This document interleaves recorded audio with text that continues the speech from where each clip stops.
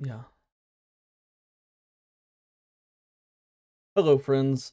My name is the Worm Keeper, and no, I'm not being held at gunpoint to make this video. And today we are going to be talking about Bungie's latest TWAB or TWID, whatever it's called. It's still getting used to the name change, and not the whole thing, because obviously if you want a full breakdown, you can go watch like Astrocross video or something like that. But something I did want to cover was the ability, or I'm sorry, not the abilities, but the frequently asked question section that was in here. For those who didn't know, Bungie last week basically asked on Twitter what feedback players had, and so they just kind of talked about a bunch of these in the TWID this week, and I wanted to go over and talk about my thoughts and opinions on some of these. So we're going to read a question, read the answer, give thoughts and stuff like that. So yeah, let's start with abilities. Question: in PvE, ability uptime is very high and has increased despite global changes to base cooldowns. What are the current thoughts on the ability energy economy? Gameplay team answer: the ability energy economy is something we're always evaluating and adjusting. With a massive number of sources that can grant ability energy, it's always an area of concern. While we don't have any sweeping changes to announce today, this is a continual area of focus for us. Destiny's identity is fundamentally rooted in space magic power fantasies, but we don't want ability uptime to balloon to a point where the power spike from active abilities ceases to become a spike and becomes more of a norm. So the first thing I wanted to point out here, notice how Bungie, the way they worded this in PvE, they didn't bring up any mention of PvP in here, and this is going to be a common theme throughout this entire section here. Okay, and I've got a lot to say about that, but we're going to hold off on it for now. This is a very generic answer. They said, yeah, we're concerned about it, we're keeping an eye on it. Yeah. Ability uptime, it is high. They say that they're aware that it is high and they're keeping an eye on it, but this is not an answer that actually gives us any inkling to what's going to actually be happening whatsoever. Like, this is literally, and I know the question says what are the current thoughts on it. They basically just say, yeah, we're aware, we're keeping an eye on it, blah blah blah. Whatever. Typical, I guess. Next question here: with aspects, armor mods, and artifact perks that rely on players being able to throw or destroy created tangles, the cooldown, it can feel frustrating. What is the intent behind the tangle creation cooldown time, and are there any plans to revisit it?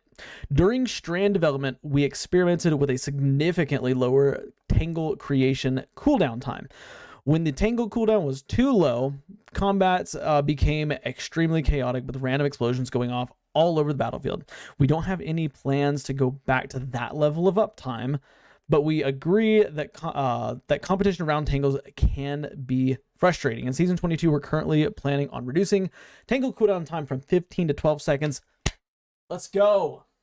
Yes, they finally did this. This is something I've been wondering myself. Definitely 15 seconds feels way too long for, Strand to be this, what do they call it, a fast-paced, or whatever term they used, thing here. So the fact they're reducing the cooldown, I would have liked to see it down to 10 seconds, but we'll take 12 seconds. This is a fantastic change here.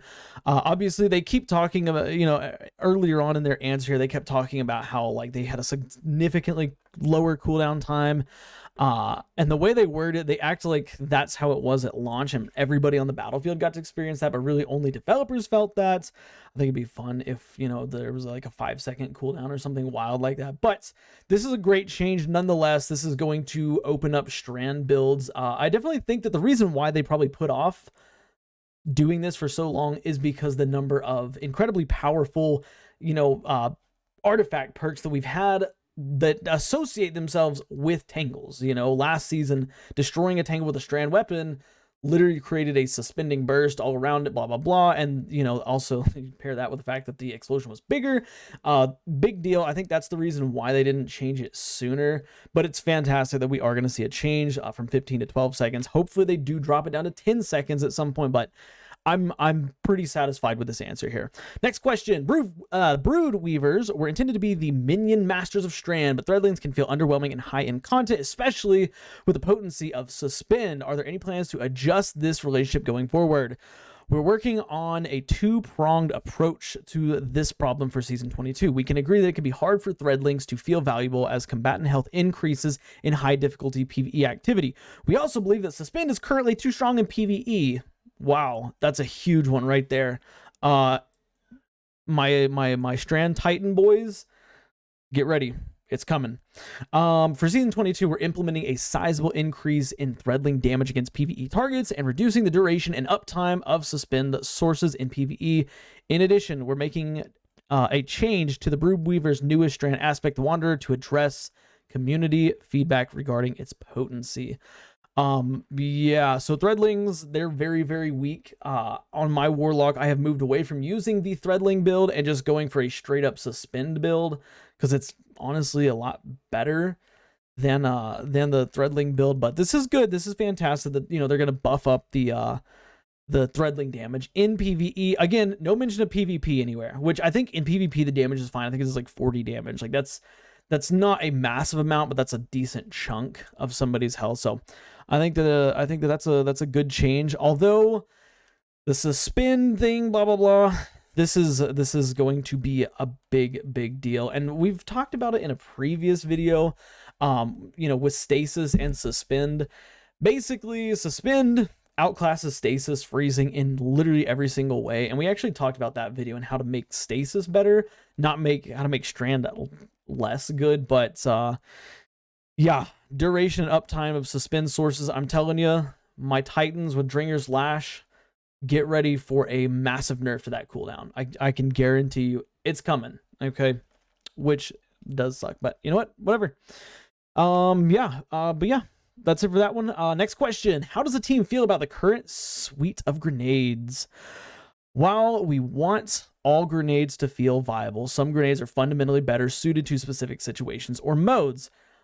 Of course they are. Every grenade is different. We don't want, you know, the same 5 grenades on every single subclass. Like, yeah, I don't know. They're saying that like it's a bad thing. Like, yes, like, you know, a lightning grenade is going to be substantially better for a doorway than, you know, something like a fusion grenade, you know, but a fusion grenade is going to be fundamentally better in a 1v1 than a lightning grenade or something like that. Continuing on here, we don't expect perfect equalization as a result, but we want to avoid situations where a single option is clearly the best across many different combat roles. That makes more sense. Okay, so for example, right now, or let's go back to Starfire Protocol. The fusion grenade in Starfire Protocol was a huge deal. And so basically they're just saying that they don't want players to feel like they're forced to use a grenade because it is the absolute best in every single combat role, which I would definitely agree with. I think this does need to happen. Like, if you're going to play X Nightfall and X Nightfall calls for, you know, more vortex grenades or solar grenades, you know, then use them. But then, you know, if you're going to go into some other, you know, activity, using a different grenade is better. Different combat roles is the key word here. Different combat roles. For Season 22, we're making some small adjustments to the uptime of the uptime of a few underperforming grenade options. As we move forward, we'll continue to evaluate and adjust both overperforming and underperforming options as needed for the health of the sandbox. Holy crap. What are some underperforming grenades right now? I would almost say like I would assume they're talking PvE. Mind you, everything we're going to assume here is with the assumption of PvE. I would assume things like spike grenades, lightning grenades are probably some of the ones that are underperforming. I don't see magnetic grenades too. I don't see many magnetic grenades. What's another one? Yeah, that's all I can think of off the top of my head. I think grapple's probably one of the most popular. Maybe the shackle grenade. I don't see a lot of people using shackle grenade. I see when players use strand, they're often using Threadlings or the grapple. So we'll see about that. But yeah, that's it for the abilities questions. Again, nothing was brought up in here about, like, for example, Titan Walls. I know that Titan Walls was a big contingency point under this post. Titan Walls specifically in PvP, and how, you know, it's frustrating that they damage you, blah, blah, blah. They were very, very careful not to mention PvP anywhere in here, which shame on Bungie, quite frankly. Moving on to weapons, though. Question: will hand cannons get a buff Not quite to Shadowkeep levels. That's a weird question because I'm pretty sure they're at the same place that they were in Shadowkeep. Not quite to Shadowkeep levels, but at least something. Weapons team answers, note that hand cannons have been touched several times in the past few years, and the current PvE damage numbers mean that compared to pre-Shadowkeep, they currently deal roughly the same damage per crit. There you go. Same damage per crit and almost double the body damage. Okay, so they're more powerful than they were pre-Shadowkeep. Reverting to Shadowkeep numbers would be a substantial nerf for anyone who ever misses a crit, which is all of us, and we're not planning to do. The overall balance of PvE has changed substantially over the past few years, and some weapons have suffered as a result. We agree, though, which is why hand cannons got an extra 20% damage in the Season 20 mid-season update. This didn't move the needle as much as we'd like. Hand cannons still struggle to find a niche in PvE. Very true.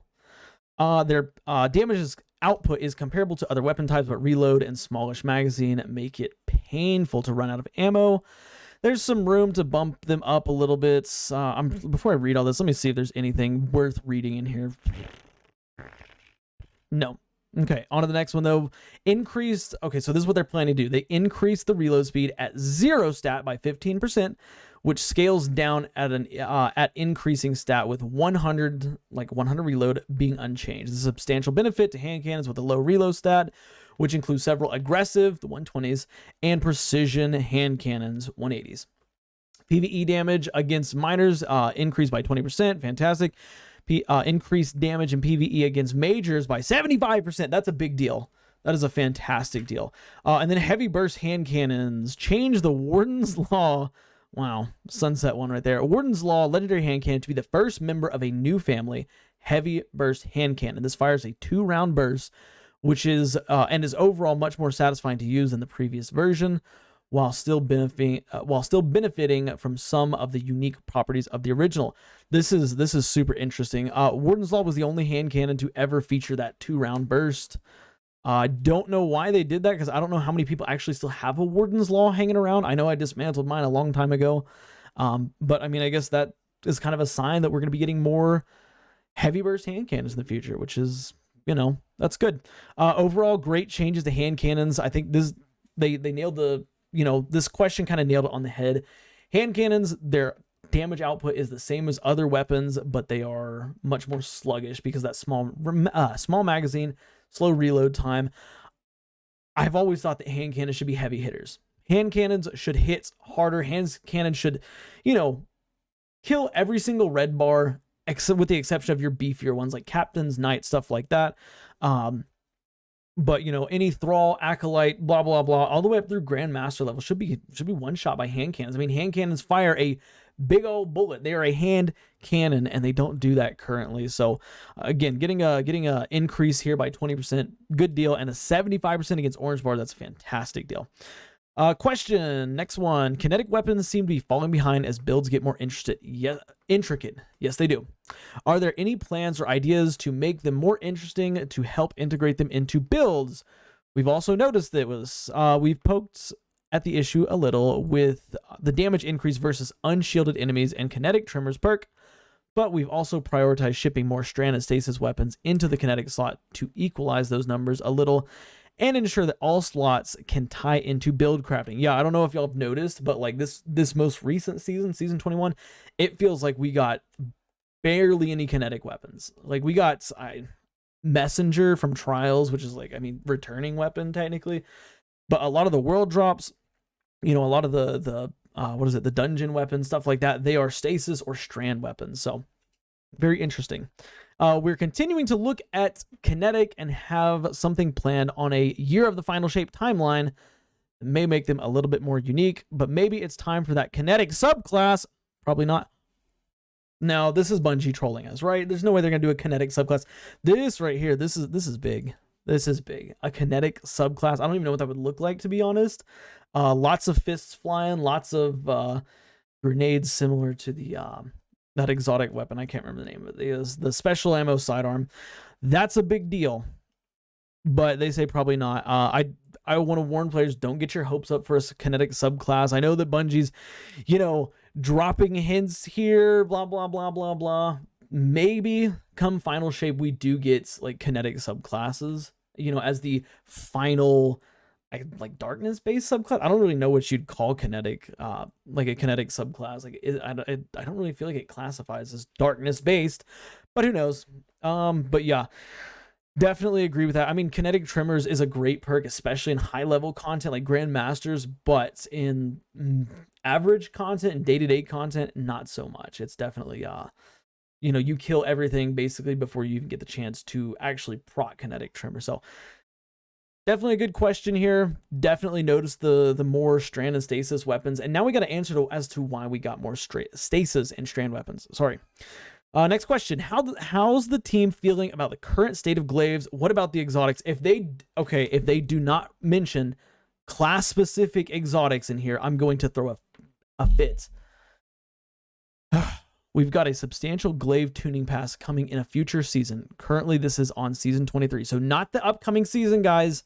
Not next season, but the season after next. Aiming to make them more satisfying to use, particularly in PvP. That's kind of a nice deal. We're not happy with the current state of the class-specific exotic glaives. Fantastic. And are making some major changes to them when we touch glaives all up. This will likely take the form of adjusting how players activate the exotic perk along with some other changes. So nothing specific here, but it is fantastic. They acknowledge that class-specific glaives, exotic glaives that is, are terrible. So very, very happy. I wish that we would have got some more info on this or when it's going to happen. It looks like now they're just saying, hey, we're going to do it at some point, but could it be next season? Could it be season 23, or could it be not until, what is it, season 24, which I guess would be the final shape? Next question. How do you determine what gets nerfed and what gets buffed? Oh, this has got to be good. Do those parameters change season over season? Okay. That is a good question. Hopefully we get some good answers out of it. Just a comment on the persistent Bungie balances based on usage narrative. And this is huge here, because this is what everybody says. Anytime they nerf something or buff something, this is what everybody goes to, is the whole, you know, blah, blah, blah. It's the usage, blah, blah, blah. They say this is not the case. See below. But note that if something is wildly overused, in many cases, that's because it's both strong and easy to use. Players typically won't flock to a specific weapon in droves if it's perfectly balanced. Of course. I don't know why players have this idea that, oh, well, Bungie only nerfs something because it's popular. Yes, there's a reason why it's popular. It's because it's potentially busted. Like, things that are perfectly balanced don't see average use, I would say, at best, like average use, right? Things that are underperforming see little to no use, and things that are overperforming see a ton of use. Currently, what's it called? Graviton Lance in the Crucible right now. It is hot. I wouldn't say it's OP in its current state, but it is very hot. There's a reason why so many people use it. It's because it's very, very good. Possibly a little bit overtuned. Oh, I'm sorry. It's allergy season here. Okay, let's keep reading though. When we're deciding what to do for balanced pass, we look at 5 main sources of information to identify what we ought to look at. So here's the 5 main sources. Internal feedback from playtesting. Designers have about 10 hours of playtests a week for our own experiences playing the live game. Designers typically play the game heavily, and we carve out a little time each week to fire team up for raids and trials. Live feedback sourced from players' weapon usage. Typically, we look at usage by owners so as not to miss what's going on with low ownership weapons. This would be something, I guess, akin to maybe a trials weapon, you know, a weapon that not a lot of people have. So I think this is very, very important. Weapon effectiveness, kills per time equipped, win rate with the weapon equipped, and so forth. This, I think, is what everybody thinks when they think, oh, they only nerf things that are popular. Again, the weapon effectiveness. You're not going to use something that sucks. And 99% of players are going to gravitate towards the best weapons, right? There are a select few players that will use, you know, a weapon very, very well, but but is it used by everybody? No. Okay. Design analysis of the implementation of a weapon, looking through weapon perks and other data to see if something is obviously wrong. Okay, makes sense. You know, broken weapons, essentially, you know, weapons like what's the most recent example of a broken weapon? I cannot think of one off the top of my head, but we've had several weapons that have been broken in the past, and it makes sense to nerf weapons that are broken. Having pulled together a list of weapons, we'll go through them and identify what's contributing to the issues. In some cases, it's innate to the weapon itself and we'll adjust it, but to other cases, it's a specific perk/perk combo, collective action, for example, on targeted redaction, the overall weapon type rather than a single weapon, or a lack of competition. And we can address the issue without touching the weapon in question. Again, that makes sense. All right, let's finish up reading this section here. Yes, some of the logic for which weapons get attention changes depending on the focus of the season. If we have high representation of a weapon in the seasonal artifact, we're shipping several newer reprised weapons of a specific archetype, or encounters that play well with specific weapon types.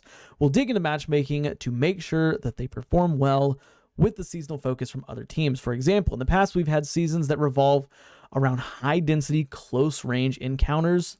Let me start this over. Sorry. High density close range encounters with matching artifact unlocks and revisiting the tuning of submachine guns and grenade launchers, blah, blah, blah, blah. Yeah, makes sense. Like, if we're going to have a situation such as, a high enemy density where it's all close range, yeah, submachine guns are probably going to be more popular than scout rifles. Okay, on to the next question. Any further tuning planned for the future? What's the thought process behind those planned changes? Okay, please mention Blight Ranger. Please, I'm begging Bungie right now, please mention Blight Ranger. Just to give some context on timelines, we've just shipped Season 21. Season 22 is complete next season. Season 23 is in full production, and the final shape is entering early production. Wow, that's kind of shocking that it's in early production. It hasn't been in early production, or it's mid-production, something like that. Anyways, we have a small set of changes to exotic weapons coming in Season 22 that we've been playtesting for the last few months, including the long-awaited PvP nerf to Luminarch, a buff to Touch of Mallow, fantastic, and a couple minor changes to other exotics, and some tweaks to legendary perks, such as Bipod. Oh, this is huge right here. Bipod definitely needs a big buff. Shoot to Loot and Under Over. Yeah, Under Over also a pretty doo-doo perk. Shoot to Loot, okay, honestly. Also, bear in mind that the zoom to damage fall off. Oh, this is going to be good. The zoom to damage fall off, normalization, and sword guard reworks are coming in Season 22 and affect exotic weapons as well. Guys, next season, zoom on a weapon is not going to be effective anymore. Okay, this means that likely the nerf to rangefinder is also coming, so that that god roll immortal that has rangefinder target lock, rangefinder is not going to be as valuable. I would go for something else like surplus or something like that. But yeah, that is huge. We finally have a date on this, the zoom to damage fall off for zoom, basically. So that's a big deal. Very nice to see we've got a timeline on that, a specific timeline on when that's going to be happening. But let's keep reading. We've pulled several well-tested changes from Season 22 into the Season 21 mid-season balance update. Okay, so we've taken some of the stuff that we would have gotten in Season 22 and brought it into the Season 21 this season, mid-season update, lots of seasons, blah, blah, blah, which we'll talk about shortly before it ships. As usual, we're making an exotic catalyst for an older exotic weapon in Season 22. Ooh. And this one's and this is one that has been heavily requested. What is a weapon that we've been wanting a catalyst for? Goodness, maybe Thorn. I know that I see a lot of people asking for Thorn catalysts. I wouldn't be surprised if it's Thorn. Other ones though, maybe an old raid weapon. No, actually, no, I take that back. Bungie's already said that raid weapons that don't have catalysts, they're not really looking at catalysts for, so I scratch that. It says it's an older exotic weapon. I would assume probably Thorn. Like, Lumina has a catalyst. Thorn does not have a catalyst. Thorn would do very, very well with a catalyst. And is likely the most complex catalyst we've ever made. Well, actually, now I don't know if it's going to be Thorn anymore. because a complex catalyst I don't really feel like would fit with Thorn, but of course we'll see how it plays out. The process for exotic tuning is looking at pain points around over or underperforming weapons. Why are we not talking about exotic armor pieces here? Again, Blight Ranger. Blight Ranger is a major point of what, like, contingency, I guess. Like, Blight Ranger is a terrible exotic. It's a terrible exotic. And I'm not the only one that wants to see a buff for it, some type of buff. So doesn't look like they mentioned any exotic armor, which that's a bummer. Oh, wait, never mind. Exotic armor and build crafting. Maybe we'll see it down here. All right, let's go. The process for exotic tuning. Oh, we read that. Sorry. Or no, we didn't. The process for exotic tuning is looking at pain points around under or overperforming weapons. They repeated that literally right here. That's why I got confused. That's the same line. Okay. And honestly, just looking at the 20 least used exotic weapons, we poke at that list every season. What is one of the least used exotic weapons? Oh, how about Darcy? God, I can't tell you how many buffs that weapon's got, and it still sucks. Anyways, exotic armor and build crafting. My favorite exotic armor could use a buff. Any plans to continue balancing legacy exotic armor? Blight Ranger, come on, baby. There are many existing exotic armors that we want to see get more use in the sandbox, and a few that still feel too strong. It is our intention to continue to balance exotic armor incrementally over time. You can look forward to the next batch changes in Season 22. So, exotic armor changes are coming in Season 22. Please, please, please, Bungie, Blight Ranger. Let Blight Ranger be in that list. Sorry, I thought I heard something at the door. Can you explain the recent Stompies change? Ooh, this is a big one. My hunter mains out there, Stompies are really hot point of contingency right now. Stompies provides great neutral game benefits that excel in PvP and have the potential to make it very difficult to target a hunter wearing them thanks to the unique nature of the hunter jump, which allows for rapid directional changes in midair. Our goal was to, I've been reading this for a long time. Our goal was to make them a little less free so that the wearer can still gain their benefit, but with a small amount of downtime each time the player uses their dodge, which itself provides numerous benefits since many armor mods key off of the use of your class ability. That being said, we will continue to monitor how Stompies is performing and will make further changes as necessary. Yeah, so I will be completely honest with you. I don't use Stompies. When I play Hunter in the Crucible, I like to be typically more methodical as opposed to running around like an ape with Stompies on.